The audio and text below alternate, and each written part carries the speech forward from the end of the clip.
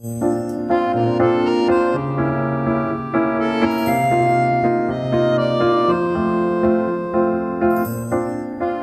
함께 편안하게 영화 이야기 나누고 싶었던 적이 있었나요? 온라인에서 영화 이야기를 나누고 싶은데 영화에 대해서 잘 알아야만 대화에 낄 수 있을 것 같아서 망설여졌던 적은 없으셨나요? 그렇다면 오늘 밤 여기 잘 오셨습니다. 보통 사람들의 영화수다 나이트 시네마입니다.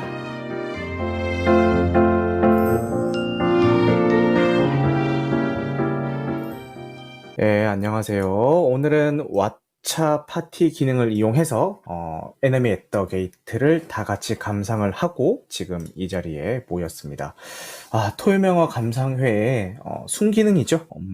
과거에 놓쳤던 명작들을 이렇게 다시 다 같이 볼 수 있는 그런 자리였던 것 같고, 이 작품도 너무너무 재밌게 봤습니다. 좀 특이했던 거는 이 작품이 사전 정보에 의하면은 한때 한 시대를 풍미했었던 스나이퍼의 대결을 그린 영화다. 이런 식으로 이제 정보를 얻어가지고 뭐 되게 긴장감 넘치는 쩌는 액션 영화, 아니면 전쟁 영웅물 뭐 이런 거를 생각을 하고 봤는데, 물론 그런 부분도 영화 전반에 잘 녹아있기는 하지만, 뭐랄까, 그거를 마냥 전쟁 영웅물로 그리기보다는 그 과정을 통해서, 전쟁의 참혹함을 더 잘 나타내주기 위한 소재로 그 영웅을 가져다 쓴 거 아닌가, 그런 생각이 좀 들었습니다. 그래서 보고 나서 느끼는 점은, 야, 저 양반 대단하다. 진짜 영웅이구나. 뭐 이런 생각보다는 오히려 영웅의 이야기를 그리고 있음에도 불구하고, 전쟁은 진짜 일어나면 안 되겠다. 이런 생각이 더 진하게 드는 작품이었던 것 같습니다. 그래서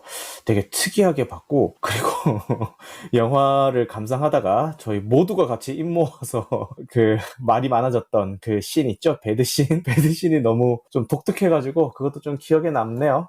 사실 제가 전쟁 영화를 그렇게 막 선호하는 편은 아니라서 그런지 잘 만든 영화인 건 알겠지만 그냥 괜찮군 이 정도로 본 거지 뭐 와 막 쩐다 막 이러면서 본 것까지는 아니어서 한 별 3개 정도 생각을 했는데 그 독특한 배드씬 덕분에 별 3개 별 0.5개를 더 줘서 별 3개 반을 줬습니다. 요게 15세 관람가인데 15세 관람가에서 요런 연출을 넣다니 15세면은 거의 고등학생이죠? 고등학생 그 사춘기 아이들의 밤을 불사지르려고 한 건가 싶기도 하고 아주 재밌게 봤습니다. 그리고 이게 스나이퍼 간의 대결도 말씀드렸는데, 물론 뭐 전쟁 반전에 대한 메시지도 담고 있지만 그 스나이퍼 간의 대결도 진짜 긴장감 있게 잘 다뤘던 것 같아요. 현실감이 뭐 엄폐하는 방법이라든지 뭐 그런 것들 되게 흥미진진하게 잘 봤던 것 같습니다. 그리고 지금 여기 와주신 분들도 다 같이 재밌게 보신 분들인데 과연 어떻게 보셨는지 한 분씩 초대해서 이야기 한번 들어보도록 할게요. 각각님 프로필 사진이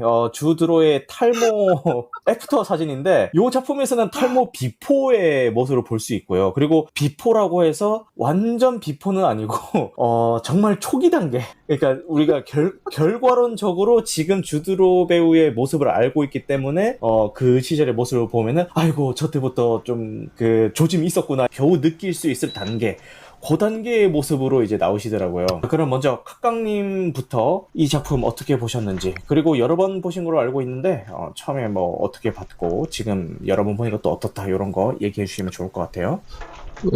시대가 좀 지나서 그런지 세련된 맛은 없는데 이야기를 풀어가는 방식이라든지 그 긴장감을 조성하는 방식 자체는 시간이 지나도 정말 재밌게 봤고, 근데 아무래도 전쟁 액션씬 같은 거는 지금 보면 약간 세월의 흔적은 있죠. 아무래도 그런 것 때문에 또 저 감독이 전쟁 영화 되게 잘 찍는 감독이 아니라서 그런 거 치고는 정말 잘 만든 영화죠.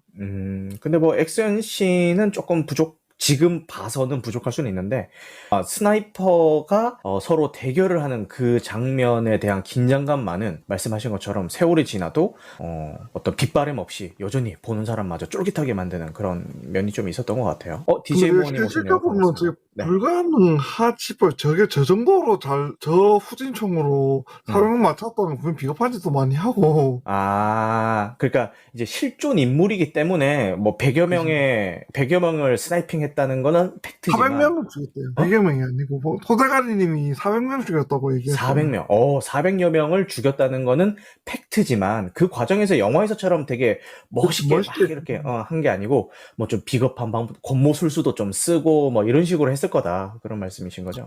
사실 전쟁에서 비겁하다는 말이 상립이 안 되죠. 진짜 안 죽이면 지가 죽는 건데. 그렇지. 이 영화에서도 잘 묘사가 되죠. 안 죽이면 내가 죽고. 근데 감독이 내공이 느껴지는 게, 그 결정적으로 나쁜 짓 하는 거는 바실리가 하는 장면은 안 나와요. 다른 사람이 하지. 그 정당성에서 주잖아요. 부여를 하잖아요.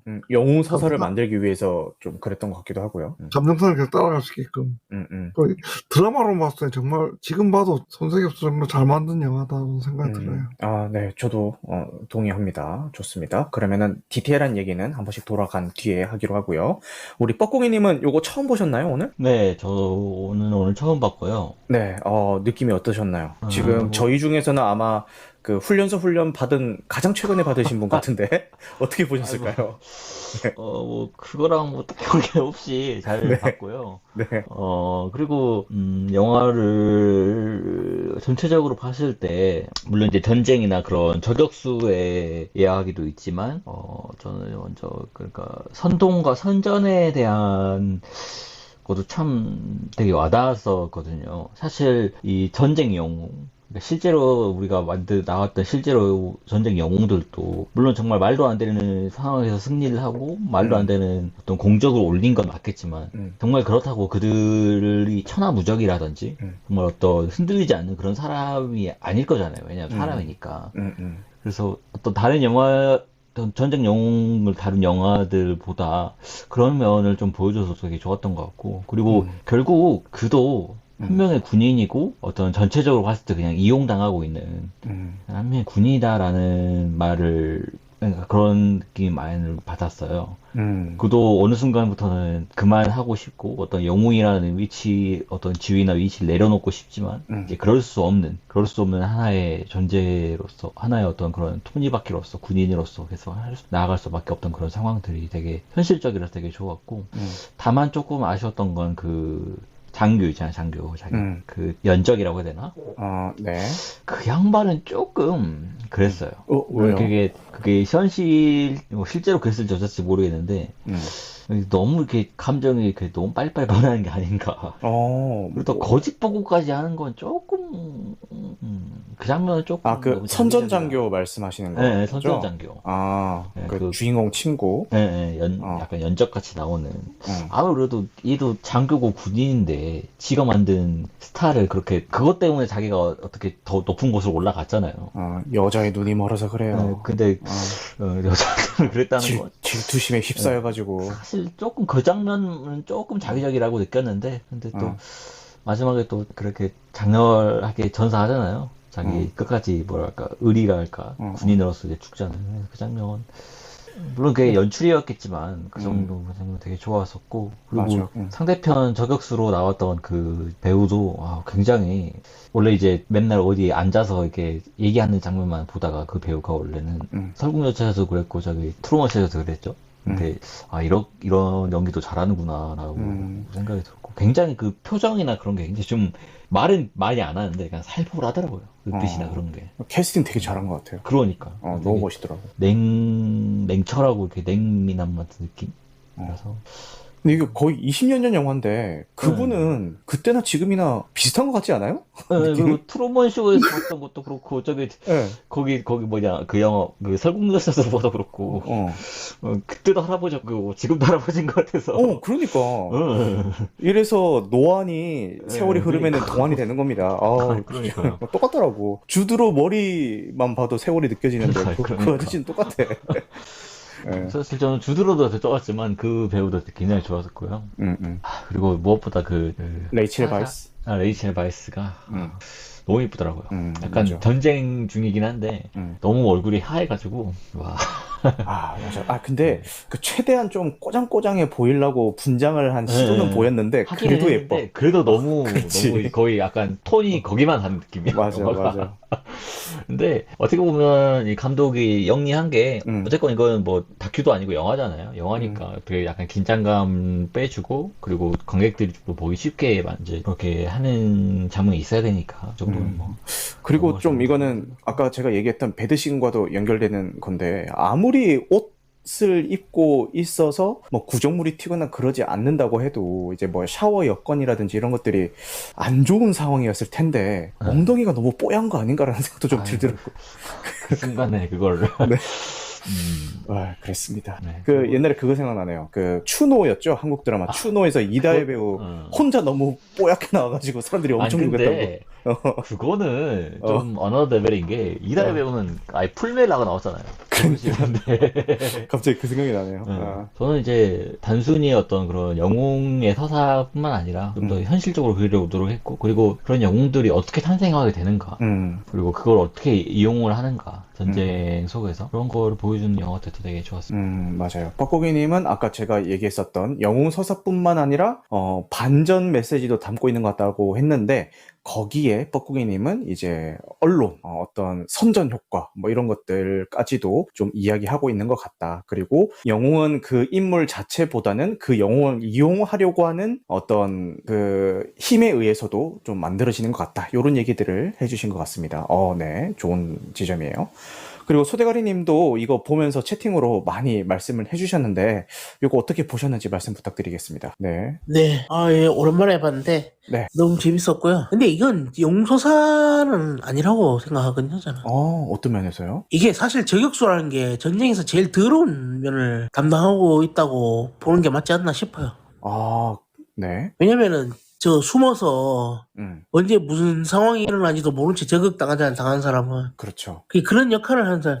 그 케니 소령도 뭐 이렇게 사실 그 저격수 잡으러 왔지만 음, 되게 비아냥거리잖아요, 그 장교가. 음, 아, 자네같이 귀한 사람이 뭐 이런 처한 곳에 뭐 음, 이런 곳에 왔냐는 식으로 막 이렇게 자네는 뭐 일 끝났으면 또 베를린으로 돌아가게 뭐 이런 식으로 이렇게.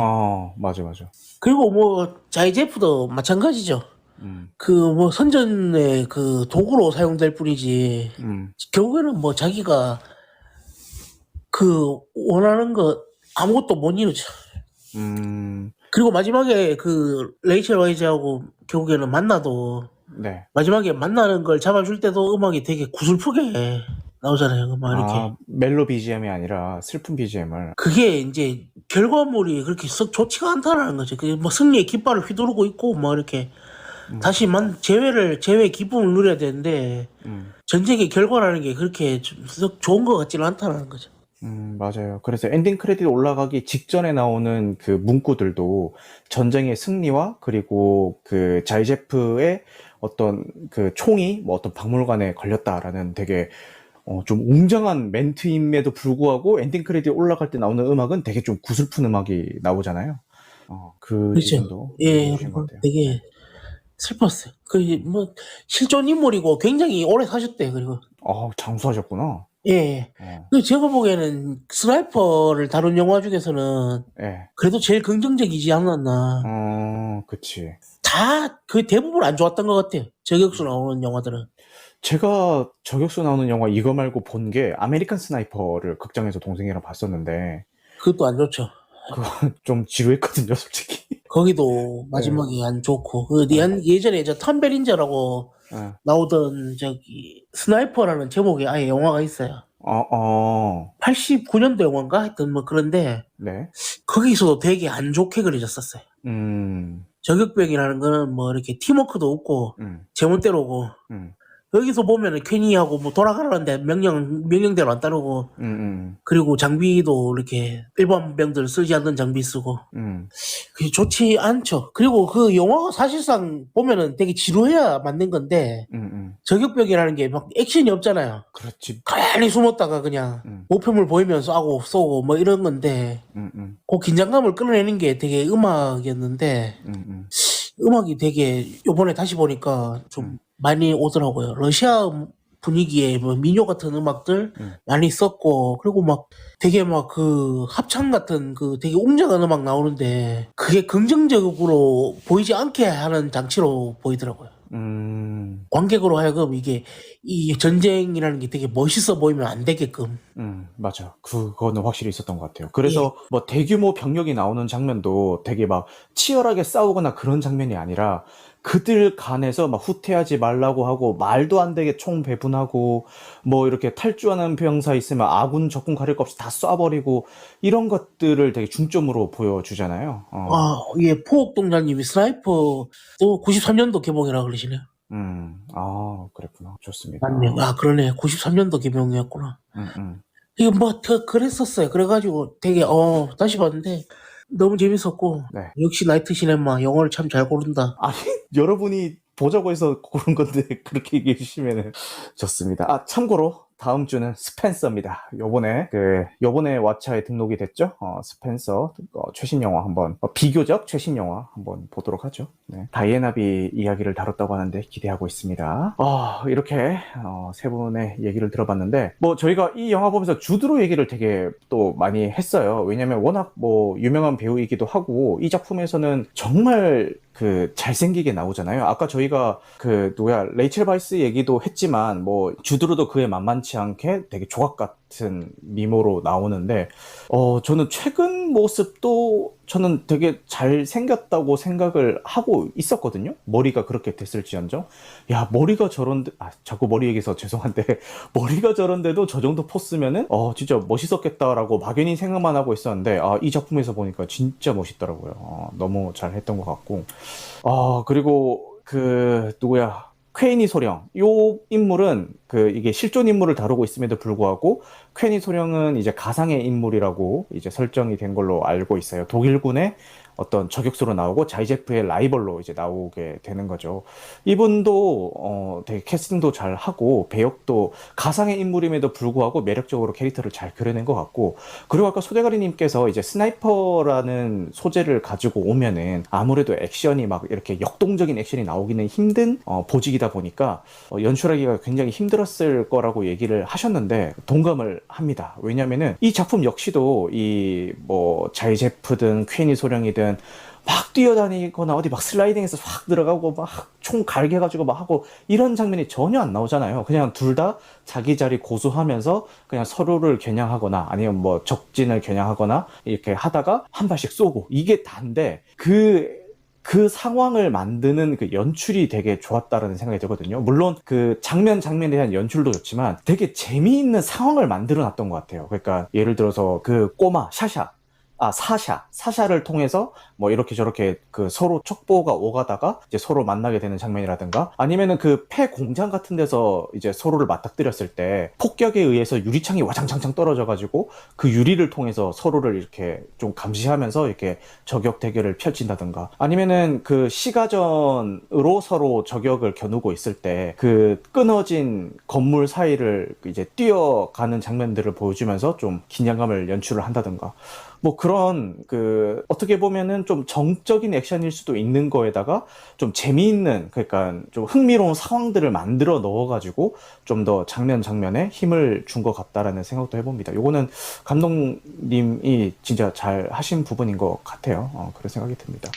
그리고 네, 보고기님. 저는 유리로 이렇게 이용하는 장면이 굉장히 상징적이라고 생각을 했었는데, 네. 그러니까 유리를 통해서 서로를 보잖아요. 그러니까 처음에는 독일 장교만 독일 스나이퍼가 보고 있는지는 알았지만 결국에는 서로를 보고 있었던 거잖아요. 맞아요. 어떻게 보면 서로를 보고 있던 매개로 하나 사용이 됐는데 근데 저는 사샤가 유리랑 똑같다라는 생각을 했어요. 와, 네. 그러니까 결국에는 어린 아이도 그냥 전장에 떨어지는 하나의 유리처럼 그냥 전쟁이라는 거 자체는 현실에서 지금의 아이들은 이렇게 소중하고 이렇게 뭐랄까 보호받는 존재지만 전쟁 속에서 아이는 그저 그냥 떨어져 약자. 있는 유리창 하나에 지나지 않는다. 왜냐면 서로가 서로를 이용하잖아요. 그냥 그 아이의 안위는 상관없이 전쟁에서 참 그런 부분에서도 참 전쟁이라는 게 어떤 것인지 보여주는 장치 중에 하나였던 것 같고 그리고 저는 저격수라는 어떤 그런 보직이 그때도 그렇고 이 영화에서도 나오지만 거의 막 몇 시간씩 길게는 며칠씩 막 대기하고 있잖아요. 맞아. 그 아군 시체 속에 있을 때도 있고, 풀숲에서 있을 때도 있고, 거의 오지에서 있을 때도 있는데, 그리고 이게 어디였냐, 강철의 연금술사에서, 네. 그, 누구냐, 호크아이라는, 거기도, 그 여자도 이제 저격병인데, 그 네. 저격병이 하는 말이, 저격병이 되게 PTSD가 많이 남대요. 왜요? 왜냐면, 병은 다른 일반 사람들처럼 일반 부병처럼 이렇게 아무데나 갈기고 그러는 게 아니라 한 명 한 명씩 정확하게 사람의 목숨을 앗아가고 그리고 앗아갈 때 그 사람의 표정과 그 사람이 총에 맞은 모습 그 모든 걸 보기 때문에 굉장히 굉장히 힘들다든지 그런 식의 얘기를 하거든요. 그래서 참 저는 물론 이 영화에서 이 나라 입장에서는 굉장히 선전하기 좋은 영웅이고 뭐 국민들 입장에서는 영웅인 것도 맞겠죠. 그 저격병에. 하지만 그 본인은 살아생전에 어떤 그런 물론 자기도 적국 나라를 지키기 위해서 그랬다는 사명감은 있겠지만 결국엔 사람이 사람을 죽이는 거잖아요. 그래서 굉장히 그 실제로도 그런 PTSD가 많이 남는데요. 저격병들을 다른 보직에 비해서. 그래서 그런 걸 평생 갖고 살지 않았을까 하는 맞아요. 안타까운 마음도 좀 들고 그리고 아까 소대관님이 말씀하신 대로 그냥 아무리 뭐 말은 영웅이다 뭐다 하지만 결국 그냥 어떤 나라의 전쟁의 승리를 위해서 그냥 이용되는 선전되는 하나의 그냥 장치일 뿐이다 이 사람도 그런 점이 참 맞아. 안타깝더라고요. 실제 영화에서도 자이제프랑 같이 전장에 나가면 무조건 다 죽잖아요. 네, 그러니까 누구랑 같이 나가든지 간에. 그러니까 그런 면에서도 좀 PTSD가 많이 남았을 것 그리고 이게 같기도 하고. 소련 입장에서 보면 승리한 건 맞지만 사실 승리라기보다는 버텼다라는 게 좀 더 맞는 표현이겠죠.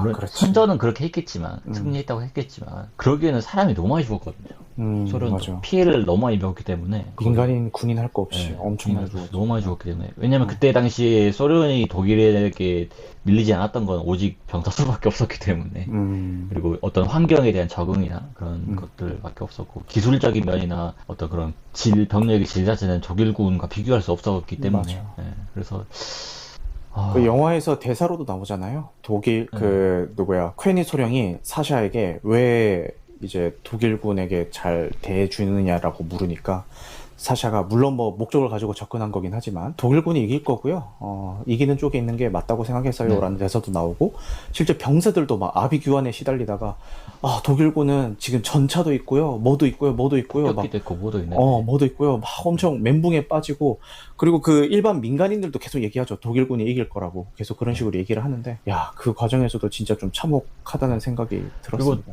그때 당시에 결국 독일 히틀러가 이 독서 전쟁을 해야겠다라고 마음먹은 계기 중에 하나가 이 스탈린이 그 당시 정권을 잡기 위해서 숙청을 엄청나게 많이 했거든요. 근데 거의 군 수뇌부들, 그러니까 장성급들 엄청 많이 숙청을 했어요. 일반 병사들이 아니라 제가 듣기로는 한 3만 명 정도?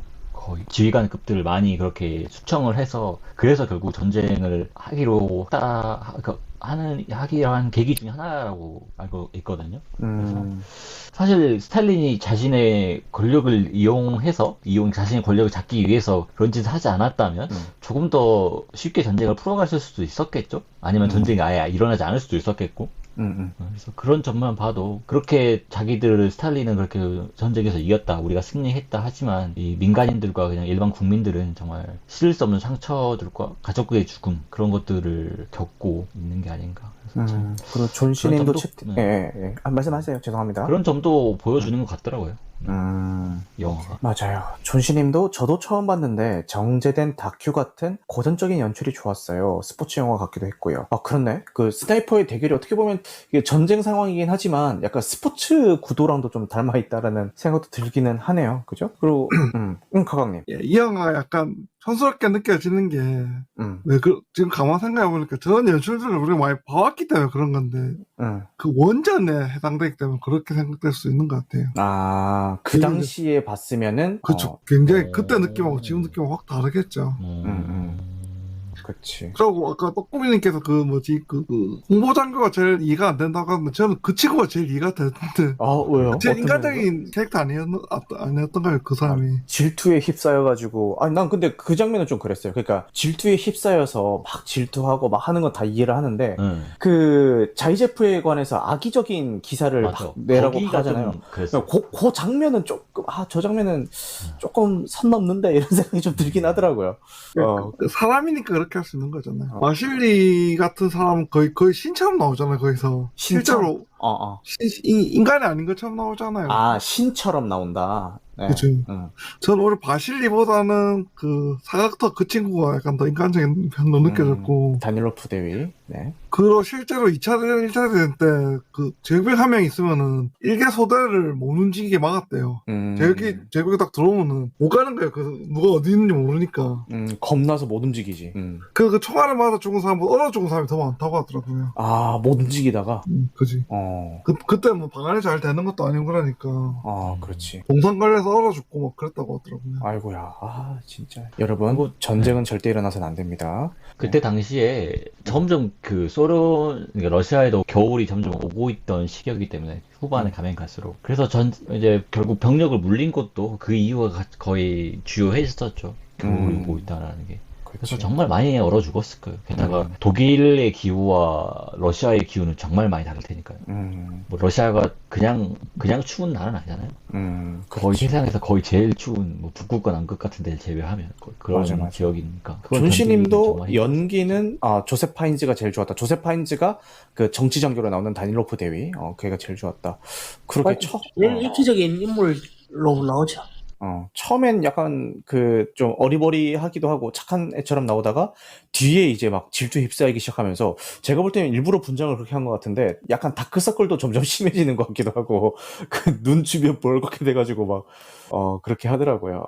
근데 사람이라면 원래 저는 그 제일 감정이입이 됐던 게 어쨌든 자기 내추럴하지 되게 좋아했잖아요 걔가. 좋아했지. 그 촉도 되게 빠르더라고요. 딱 하고 나서 말 나오는 거 바로 눈치채더랍니까. 맞아. 내 말을 잘했던가 이러면서.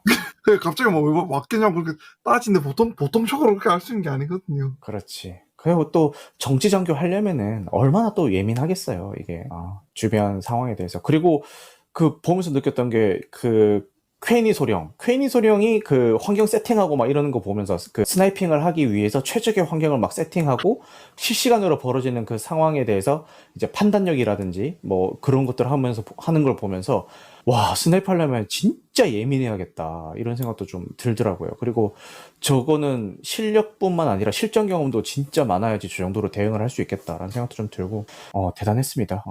사실 바실리보다 그 친구 그 상대방 장교가 훨씬 뛰어났죠. 그 사람 혼자 싸웠잖아요 걔는. 바실리는 계속 조율을 받았고. 그래서 2인 1조로 다니고 퀘니 소령은 혼자 독고다이로 이제 다녔죠. 그죠? 그 샤샤가 정보도 계속 줬고 안 그랬으면 벌써 죽었죠. 맞아. 그리고 저는 이분 연기도 좀 아까 지금 존씨님은 조지 파인스 조지프 파인스 요분 연기가 제일 좋았다고 했는데 저는 그 에드 해리스 요분 연기가 제일 좋았거든요. 사샤를 대하는 태도가 약간 좀 긴장감을 주더라고요. 그러니까 얘도 사샤가 이제 스파인 거를 언제 알았을까, 언제부터 알고 있었을까, 뭐 이런 것부터 시작을 해서 그리고 마지막에 사샤한테 이제 마지막 기회를 주잖아요. 나는 여기 있을 거고 너 집 밖으로 나오지 마. 근데 이제 집 밖으로 나온 사샤를 데리고 가면서 이렇게 저렇게 얘기를 하는데 만약에 거기서 이제 이 콰이니 소령이라는 캐릭터는 가상의 인물이니까 만약에 사샤를 그래도 예정을 생각해서 좀 이렇게 왜 내가 나오지 말라고 했잖아. 왜 나와가지고 약속을 어겼어. 막 이런 식으로 나온다거나 아니면은 결국은 그러니까 결국은 살려준다거나 아니면 이제 뭐 지금부터 내 말 잘 들어. 너는 날 본 적이 없는 거야. 막 이러면서 어디 잘 숨어. 아니면 뭐 자기 집으로 데려갈 수도 있었겠죠. 그렇지. 아니면 그렇지. 너 독일로 변절해서 독일 쪽으로 변절해가지고 그래야 산다. 그래야 네가 산다. 그래 독일에서 내 구두 닦아 막 이런 식으로 했으면은 그런 식으로 했으면, 근데 많은 영화들이 그런 식의 연출을 하잖아요. 그쵸. 시나리오를 그냥 하잖아요. 웬만하면 진짜 아이는 안 죽이죠. 그런 거 하는데, 와, 이거 얄짤없습니다. 너는, 내가 분명히 경고했는데, 그걸 어긴 벌이야라고 하더니, 바로 다음 장면에 완전 그 목을 매달아버리는 그 장면이 나오죠. 그리고 저는 확실히 좀 다르다고 느꼈던 게 눈빛이 근데 사실 기회는 여러 번 줬잖아요. 두 번은 저는 첫 번째부터 알고 있었다 생각했거든요. 기회는. 처음부터? 아예 처음부터. 처음부터 알았는데 알았어요. 알았는데 기회를 준 거죠 그냥. 그리고 눈빛이 뭔가 사람을 보는 눈빛이 아닌 것 같아서 연기를 하는 것 자체가 애초부터 행동은 막 그 초콜릿도 주고 뭐 베이컨도 주고 하지만 표정이나 눈빛이 그냥 이용해 먹겠다라고만 생각이 계속 들었어요. 왜 사람 생겨갖고 그러세요? 아니 눈빛이에요 눈빛이. 눈빛 연기가. 네, 연기가. 연기가. 그리고 저는 왜 그랬냐면 저기 이제 트루먼 쇼에서 이 아저씨가 트루먼을 보는 표정과 눈빛이 굉장히 좀 따뜻했었거든요. 어느 정도. 그런 부분도 있었는데 여기서는 그런 따뜻함이 전혀 안 느껴지더라고요. 너무 냉철하고 차갑기만 하지 뭔가 이렇게 따뜻하다는 느낌이 전혀 없어서 군인이잖아요. 연기를 잘하구나라는 생각이 배우들 연기를 진짜 잘한다고 느낀 게 머리 바꿔진 아저씨 이름 뭐고 누구야? 주드로? 주드로가 머리 벗겨진 아저씨. 진짜 너무하신 거 아니에요? 그래도 두드러운데. 네네, 그래서요. 그 신경을 보고 딱 레이첼 화이트 죽었다고 할 때 동공을 확 커지는 거 봤어요. 그 CG 아니었던 것 같은데. 진짜. 동공이 연기를 하더라고요, 진짜. 동공 연기, 어렵지. 그리고 퀘니 소령, 마지막에 이제 내가 죽인 게, 자이제프가 아니라는 걸 알았을 때, 그 단념하는 표정 있잖아요. 그리고 그때 퀘니 소령의 얼굴을, 그 눈 주변을 클로즈업 해주는데, 이게 대사로 뱉지는 않지만, 관객들은 다 느끼죠. 저 표정은, 좋댔다. 이 표정이라는 거, 딱 느끼죠. 근데, 그러면서 옆으로 싹 돌아보는데, 거기에서 이제 자이제프가 총을 딱 겨누고 있는 걸 보고, 이제, 그냥 완전 그때 자포자기를 하는. 알았던 것 같아요. 이제 그냥 내 차례가 왔구나. 항상 그러니까 어떻게 보면 저격수라는 위치는 약간 뭐랄까 사형 집행인 같은 느낌도 좀 있겠죠. 어떻게 보면 다른 보직에 비해서 좀 더 확실하게 적을 죽일 수 있는 보직이니까. 근데 그러다 본 게 이게 엮여서 그냥 내 차례가 왔구나. 나는 그동안 그냥 그렇게 처형인처럼 살아왔는데 이제 다른 처형이 나를 처형하는 그런 순간이 그냥 왔구나. 그래서 그냥 받아들인 게 아닌가 그런 느낌이 좀 들어서. 맞아요. 그리고 의상도 그런 게 카카님이 보다가 얘기했지만 그 독일군 군복은 제복은 너무 멋있다. 디자인은 끝내준다. 이렇게 말을 하셨는데 거기 나오는 그 엑스트라들 있잖아요. 그러니까 되게 우리 보면서도 얘기했지만 저 양반들은 군인인데 왜 저렇게 배가 나오냐고 막 뭐라고 했던 그런 애들은 진짜 남의 옷 그냥 입혀놓은 것 같아요. 그냥 진짜 그냥 의상실에 있는 그런 옷을 막 입혀놓은 것 같은데 여기 약간 주조연급으로 나오는 분들은 군복핏이 너무 잘 어울리더라고요. 소련군이든 독일군. 그러니까 실제로 그 밀덕들 사이에서 그 2차 세계대전, 1차 세계대전 그 독일군 장교가 입었던 그 제복들은 정말 갖고 싶은 머스트. 독일 제복이 좋을 수밖에 없습니다 원래. 정말 잘 왜요? 히틀러가 미술 전공이거든요. 맞아. 그러다 보니까 제복 디자인이라든가 이런 거에 굉장히 예민했어요. 그 디테일을 잡아준 게 히틀러였거든요. 다시님 혹시 군대에서 총 잘 쏘셨어요? 저 진짜 못 쐈습니다. 그 실제로 총 쏴본 사람 알겠지? 10m 밖에서 맞추는 것도 힘든데 너무 힘들죠. 너무 힘들죠. 100m 밖에는 줄을 맞춘다고? 그니까 이미 그건 솔직히 빵이었을 것 같은데 내가 탈인간인 거죠. 정말 그렇게 한다면. 그게 가능성이 있는 게 네. 그 겨울 전쟁을 이미 한번 경험했었어요. 러시아가 핀란드 침공할 때. 그렇죠. 그때 저격병한테 개작살이 났거든요. 그때 핀란드 저격수 중에 시모 헤이웨라고 그 사람이 한 500명인가 때려잡았어요. 맨눈으로.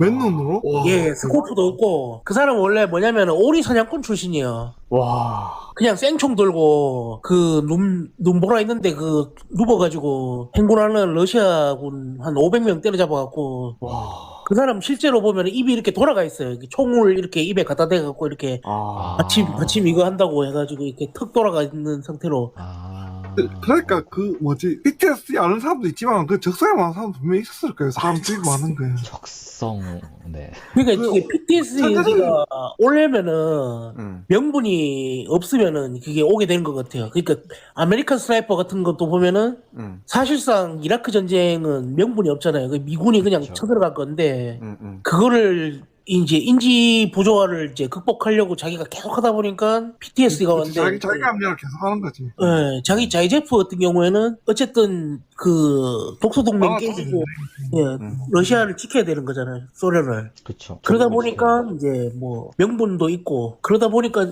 계속 이제 무병장수하시면서 오래 사셨던 것 같아요. 그 사람 죽인다 생각 안 하고 그냥 나라 지킨다 생각하고 샀을 거 아닙니까 그 사람들은. 그렇지. 그렇지. 있었겠죠. 갑자기 이 대사가 생각이 나네요. 대본에 그게 아니라 이 명분이 없다 아닙니까 명분. 이 대사가 갑자기 생각이 나. 이 대사가 갑자기 생각이 나네요. 신세계 그렇습니다. 범죄와의 전쟁입니다. 네. 명분이 없다 아닙니까 명분이. 갑자기 이게 생각이 났습니다. 듣다가. 싸움 씨발 내가 100번 더 이기지. 건달이 좀 맞았다고 고소를 하고 말이야. 고소를 해. 이 새끼가 뭐 생각이 드신가 보네. 딱 장면 있잖아요. 와, 저 그 장면 볼 때마다 진짜 대단한 것 같아요. 떡신이라고 해서 뭔 얘기인가. 떡신. 배드씬. 배드씬. 예. 근데 어. 진짜 그 이제 아무것도 안 나고 엉덩이만 살짝 나오잖아요. 한 몇 초 나오잖아요. 1초 나오나? 근데 와우. 처음에 나오는 게 주드로 속옷으로 아. 장갑 벗고 손을 쓱 넣는 장면인데 왠지 진짜로 만졌을 것 같기도 하고 막 그런 묘한 상상력을 막 불러일으키잖아요. 그러니까 이게 15세 관람 가기 때문에 막 직접적인 노출 같은 건 없었는데 야 이래가지고 잠깐 침을 삼켰네요. 이래서 침을 삼켰는데 야 이래서 막 대놓고 보여주는 것보다 이런 게 더 자극적일 수가 아니, 있구나라는 생각이 들었어요. 그래도 지금 못 찍은 사람들은 막 거기서 이상하게 막 목에 키스하고 막 그런 거만 계속 보여주잖아요. 근데 잘 찍은 사람이 되니까 뭐에 사람이 꼴리는지 아는 거야 그거. 둘 다 입을 다물지를 못하더라고. 그리고 의뢰 아무리 전쟁통이지만 이런 전쟁 영화에서 배드씬을 할 때 뭐 이렇게 둘만 있는 공간을 어떻게든 만들어 가지고 이렇게 그 상황에서의 배드씬을 보통은 연출하는데 그거는 진짜 뭐 무슨 시장통이잖아요. 뭐 다 잠을 자고 있을 뿐이지 왔다 갔다 하는 사람도 있고 저기 담배 피고 있는 사람도 있고 뭐 옆에서 뭐 자는 척을 하는 건지 자는 건지 모르겠지만 하여튼 엄청 많은 사람들이 있는 건데 그 와중에 굳이 배드씬을 연출을 했단 말이죠. 이렇게 막 진행되다가 누가 지나가니까 모포 같은 거 탁 덮어주면서 항상 누군가는 잡혀 있어. 카메라에 다른 누군가는 잡혀 있고 이건 잘 찍었다는 생각이 드네요. 개인적으로는 감독이 약간 그런 그 취향이 아닌가. 흔히 말해서 그 이제 전문 용어로 야외풀이라고 하는데 그런 거 취향이 아니신가. 감독님이 장자크 아노 감독님이시거든요. 그 양반 대중 없어요. 이것저것 다 찍어요 그냥. 그렇긴 해요. 장르가 없어요. 지금 저희가 영화에 대해서 전반적으로 얘기한 분량과 배드씬 하나만 가지고 얘기한 분량이 거의 비슷해져 가고 있습니다. 이 영화 가치는 그 장면에서 뭐 0.5점을 줬잖아요. 저도 줬죠. 그럼요. 저는 1점 줬습니다.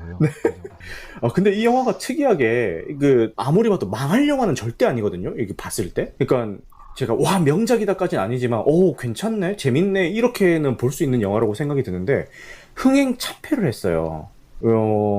제작비 6,800만 달러인데 전 세계 수익이 9,700만 달러밖에 못 벌었다. 거의 본전치기를 하려면은 제작비의 2배를 벌어야 되는데 제작비를 조금 넘는 그 금액을 벌어들이게 된 거죠. 이 정도면 거의 또 비하인드가 있는 게 러시아에서 이렇게 그 개봉할 때 스탈린그라드 실제 전투 참전했던 그 병사들 이제 노인 계셨죠. 그분들 실제로 모셔갖고 상영회를 했대요. 네. 감독한테 항의를 그렇게 많이 했대요. 왜요? 그게 자기들은 이제 스탈린그라드에서 전투에서 승리해가지고 뭐 이렇게 뭐 소련의 어떤 영광을 되찾은 이런 이야기를 기대했는데 뭐 전쟁의 비참함 이런 걸 묘사하고 있고 그리고 뭐 일반 보병이 아니라 저격병이 주인공으로 나오니까 이게 뭐냐 뭐 이런 식으로 이렇게 되게 항의를 좀 많이 했었대. 이럴 거면 우리한테 자문 얻어갖고 왜 이야기 뭐 이렇게 해서 만들었냐 뭐 이런 얘기도 하고 뭐 이렇게.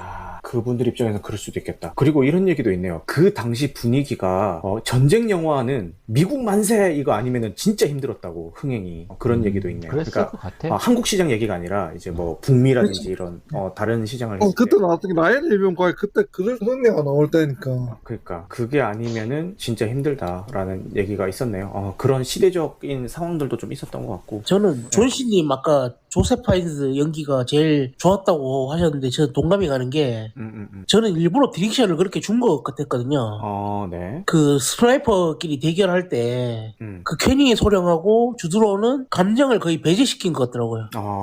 그렇지. 왜냐면 관객이 그 두 사람 중 어느 쪽이라도 감정이입하지 말라고. 그러니까 전쟁을 벌이고 있는 와중에 어느 한쪽에 감정이입을 해가지고 저 사람 이겼으면 좋겠다 이런 마음을 품는 게 아니라 이 참상에 가장 능동적이고 가장 인간적이었던 인물이 조셉 파인즈를 오히려 더 이렇게 막 감정 기복 심하게 해갖고 저 사람한테 기입하게끔 그렇게 했었던 거 아닐까라는 생각이 들더라고요. 그 말씀에 동감을 하는 게 아까도 말씀드렸듯이 자이제프와 함께 전장에 나간 파트너들은 다 죽거든요. 근데 그 죽을 때 파트너들이 죽어나가는 거를 이제 실시간으로 보는 자이제프의 감정 동료가 거의 없어요. 그러니까 나 같으면 막 머리 쥐어잡고 막 안 돼!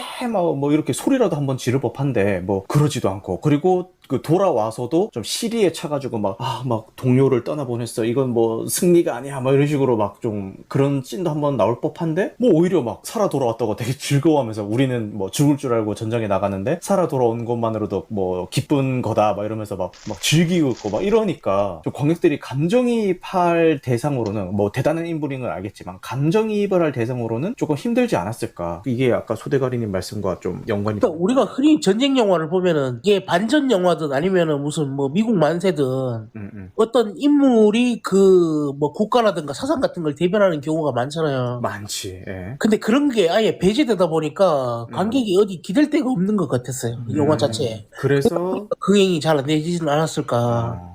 그래서 조셉 파인즈한테 오히려 그랬을 것 같아. 그냥 제 개인적인 생각인데. 저는 그래서 그 로맨스를 넣은 게 아닌가. 왜냐면 로맨스까지 없었다는 이 영화가 아무리 뭐 좋은 영화고 아무리 잘 만든 영화라도 관객이 끝까지 영화를 보기엔 너무 힘들지 않았을까라는 생각이 많이 들어요. 그렇지. 그래서 우리가 이 얘기의 절반을 로맨스 그러니까. 그렇지. 흑신 이야기로. 그럼요. 그리고 실제로 전쟁 나가지고 동료들 죽고 나오면 참여는 슬프겠지만 매일 죽고 나가면 그게 슬플까요? 나는 무언가질 것 같거든요. 덤덤해질 것 같다. 그게 참 그냥 이제 사람의 감정이라는 게 그 역치가 있기 때문에 왜 계속 하루 틀 뭐 이렇게 슬프다가 나중에 매일 죽고 나가니까 저는 진짜 전쟁 나면 그럴 것 같거든요. 난 애초에 정을 안 줄 것 같아, 사람한테. 그렇기도 하겠죠. 그 전장에서 만난 사람한테는 이 사람이 언제 죽어나가도 내 감정의 동료가 없을 만큼 그냥 정말 정을 안 줄 것 같아요. 근데 그래도 힘들 것 같아, 왠지. 저도 그런 게 느껴졌던 게, 느껴졌다는 게, 보다는 그런 점도 참 전쟁이라는 게 어떤 것이 보여주는 장면이라고 생각을 한 게, 일본 애니메이션 중에 건담 시드라는 작품이 있어요. 거기서 한 장군이 주인공인 키라한테 말을 해요. 너 왜 전쟁이 무서운지 알아? 나도 처음에 전쟁을 나갔을 때 나는 뭐 무슨 사막의 영웅이라고 불리는데 처음에 나가서 적들을 죽일 때는 너무 그 죄책감도 들고 너무 많이 힘들었다고. 근데 이것도 한 번, 두 번, 여러 번 해보고 나니까 그냥 적응이 돼서 지금은 아무렇지도 않다고. 그런 식으로 이제 얘기를 하거든요. 키라라는 주인공한테. 네. 적군 장군이.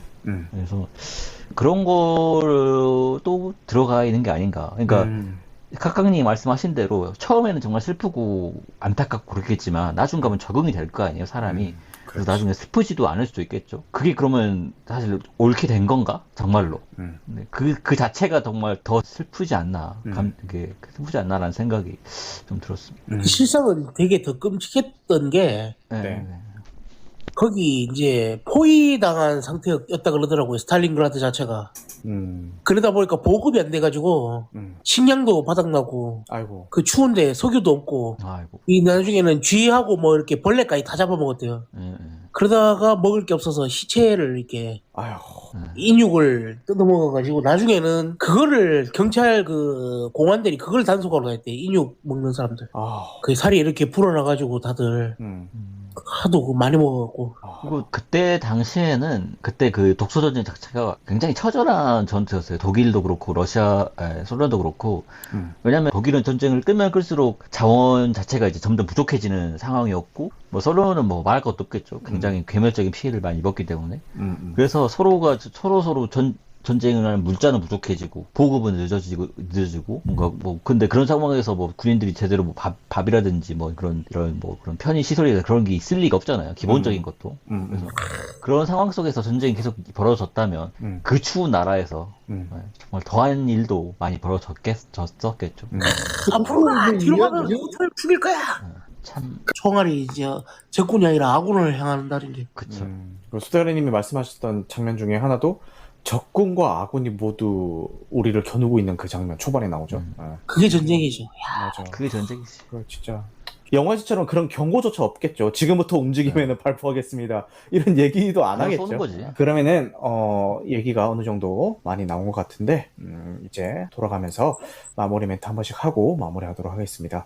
저는 계속 말씀드리지만 전쟁은 절대 일어나서는 안 된다. 그래서 반전 영화로서 굉장히 재밌게 잘 봤고, 그리고 뭐 그런 얘기도 많이 나눴잖아요. 그게 민간인들 모습도 굉장히 자주 잡아주는데, 야, 내가 전쟁이 나면 어떻게 할까를 생각을 해봤을 때 사실 저 당시도 저런데 현대전에 있어서는 피난이 의미가 없을 것 같아요. 현대전으로 가면 갈수록 무기가 발달하면 할수록 피난이라는 행위 자체가 의미가 없어지는 시대가 이미 오지 않았나라는 생각이 들면서, 야, 만약에 전쟁 나면은 진짜 내 가족들 잘 챙기고 뭐 그래야겠다라는 생각도 좀 들고, 제발 내가 살아있는 동안에는 전쟁을 경험하지 않게 해주세요라는 염원을 담게 되는 그런 작품이었던 것 같습니다.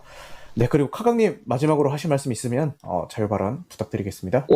제가 스나이퍼 영화 중에 제일 최고로 뽑는 이 작품인데, 전쟁 영화 중에서도 제일 최고로 뽑는 이 작품인데, 이 영화보다 더 잘 맞는 영화도 있는데, 왜냐면 이 영화 그 전쟁의 사랑이 있잖아요. 사랑이 있다. 그렇죠. 그 떡장면. 네. 그게 너무 잘 찍었고, 그 장면은 몇백 년이 지나도 정말 잘 찍은 장면으로 기억될 것 같고요. 촬영 기법이 되게 세련되지고 영화가 재밌어진다고 하더라도 이 영화를 넘어서 스나이퍼 영화가 다시 나올 것 같지는 않아요. 이 시나리오 그대로 다시 찍는다고 해도 더 재밌게 나올 것 같지는 않아요. 저런 배우들 캐스팅 다시 하기도 힘들 것 같고. 그렇지. 저는 아무튼 오늘 또 봤는데 또 재밌게 잘 봤습니다. 네, 알겠습니다. 그리고 우리 뻐꾸기님 마지막으로 자유발언 기회 드릴게요. 저는 이 영화에서 다 좋고 했는데, 영화가 그 장교들이 나오는데 장교들이 총을 쏘는 모습은 거의 한 번도 나오지 않은 것 같아요. 그 독일군 맞아. 스나이퍼 빼고는 다 말로만 떠들고 다 아가리 파이터지. 뭐만 하고 그렇죠. 근데 그게 진짜 현실의 전쟁에서도 그러지 않을까라는 생각이 들었었고, 그리고 참 그 어떤 그런 정말 긴장감 넘치는 장면도 있었고, 마지막에 좀 약간 이렇게 귀감이 되는 그 마지막 최후를 받아들이는 그 장면도 있었는데, 그 모든 것도 그 엉덩이에는 비비지 못했다라는 진짜. 평을 남기고요. 네. 그 엉덩이는 네. 정말 거의 1초 되지 않은 짧은 시간이었지만 우리들의 마음에 영원토록 남을 것 같습니다. 뭔 소리야. 기승전떡이구만. 진짜. 알겠습니다. 그럼 소대가리님 마지막 자유발언 기회 드릴게요. 뭐 앞에 말씀해주신 거 다 좋았고요. 네.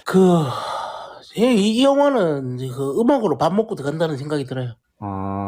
그러니까 그 지루할 수 있는 긴장감이라든가 이런 걸, 그리고 그 주제적인 어떤 측면까지 모두 살려내는 게 음악이었는데, 이 제임스 오너라는 음악 감독이 하셨는데, 네. 이분 익숙한 거 많으실 거예요. 아마 아바타도 이분이 하셨거든요. 네. 앞으로 나올 것까지도 다 하시고, 오랜만에 보니까 재밌었어요. 네. 다시 보니까 역시 카카님 말씀처럼 너무 좋았고, 뻐꾸기가 말하는 그 떡신 너무 좋았고. 네. 그리고 총 얘기 전쟁 영화인데 총 얘기를 많이 했는데 네. 러시아가 그때 처음 만들었대요. 자체 그 모신나강을? 예, 모신나강을. 음. 그 모신나강이 근데 독일군에서는 굉장히 높게 쳤대요. 왜냐면 러시아의 겨울을 독일 쪽은 잘 견디지 못했다고 하더라고. 윤활유가 얼어서 저 오작동이나 고장 같은 게 되게 많았는데 그걸 고려해서 만든 게 모신나강이라서. 네. 근데 그 처음 만들다 보니까 성능이 썩 그렇게 좋지 않았다 그러더라고요. 그 좋지 않은 총 가지고 그 정도로 맞춰낸 거죠. 그 주 JJF를. 그런 이제 그때 당시 그런 속담도 있었대. 그 모신나강이 되게 길었대요, 총이. 그 정도 길이가 안 나오면 정확도가 안 나오니까. 하도 길어서 총이 이 모신나강 들고 있으면 10m 앞에 적은 사살할 필요 없이 앞에 칼 달아서 찌르면 된다고 뭐 이런 얘기가 있었다 그러더라고요. 이게 농담으로. 그러게 우리가 전쟁 영화인데 그 총 얘기를 안 하고 자꾸 그 배드신 얘기만 너무 길게 했던 것 같아서. 아까 그 영화 중간에 저 뻐꾸기님이 독일군 장교가 들고 있는 그 카98 맞냐고 그러셨는데 카98 맞습니다.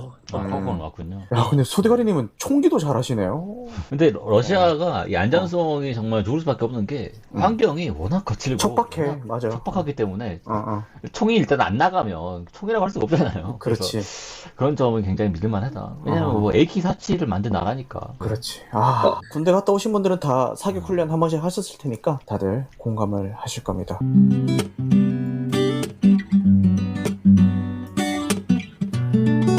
네, 오늘 늦은 시간까지 에너미 앳 더 게이터를 보고 얘기를 나눠봤는데요. 확실히 영화가 주는 영웅적인 서사 외에도 어떤 반전의 메시지, 선동의 메시지, 그리고 영웅은 어떻게 만들어지는가, 그리고 과연 이 영화가 영웅의 이야기를 꼭 할 수 있을까, 그리고 대부분의 이야기를 차지했던 배드신 이야기까지 좀 재미있었던 토론회가 아니었나 싶습니다. 오늘 너무 즐거웠고요. 늦은 시간까지 함께 해주셔서 감사합니다. 오늘 나눴던 대화들은 녹화 편집되어서 팟캐스트와 유튜브에 올라갈 예정이니까요. 많은 청취 부탁드리겠습니다. 여러분, 영화 같은 밤 되시길 바라겠습니다.